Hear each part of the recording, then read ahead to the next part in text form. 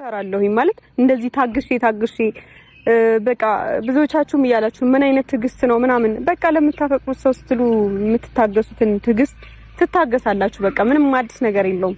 ለምታፈቅሩት ሰው ስትሉ ነው ዋጋ የምትከፍሉት። እኔ ለማፈቅረው ሰው ነው ዋጋ እየከፈልኩ ያለሁት እንጂ የምታፈቅሩት ሰው ለዛውም ከናንተ ጋር ጓደኛ በነበረበት ሰዓት ከድሮ ፍቅረኛ ወልዶ ምናምን ማሰራ ከድሮ ፍቅረኛ ወልዶ ስቲ አንዳንድ ሰዎች ደግሞ አሉ እዩኮ እውነት አላት ከዚህ በፊት ልክ ነች እንደዚህ ለፍታ ምንድነው እውነት ያላት ሴትዮ እኮ ወንጀል ነው የሰራችው።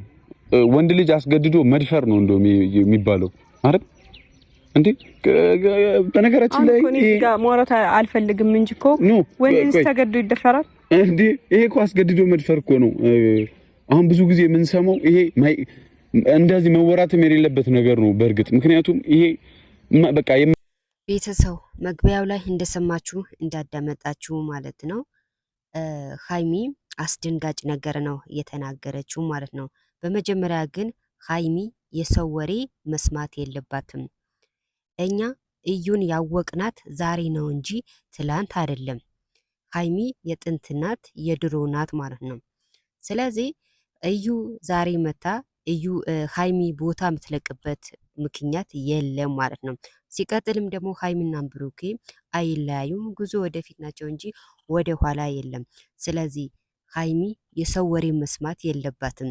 መግቢያው ላይ እንደሰማችሁ እንዳዳመጣችሁ እኔ ቢሆን ግን ከብሩኬ ጋር አንሆንም ነበረ። ምክንያቱም 10 ሴት ያመጣ ከ10 ያፈቀርኩ ያለ እንዴት ትዕግስት ኑረሽ ብለው እየመከሩኝ ነው ብላለች።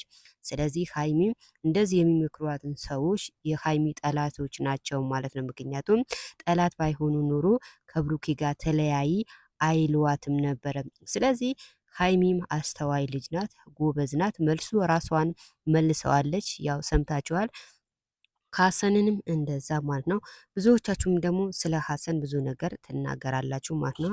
ሀሰንም ደግሞ የሃይሚ ደጋፊ ነው። ሃይሚ ስትከፋ አይወድም፣ ስታለቅስ አይወድም። ሁሌም ከጎኗ እንደሆነ ነው የምናውቀው ማለት ነው። ስለዚህ ጥሩ ጓደኛ እንደዚህ ጥሩ ነው።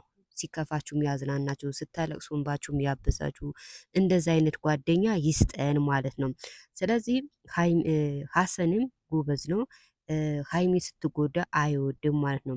ሌላውን ደግሞ ብሩክ ተይውና ሌላ አግቢም የምትሉ በሰው ህይወት ባንገባ የሰው ትዳር ባናፈርስ ጥሩ ነው ማለት ነው።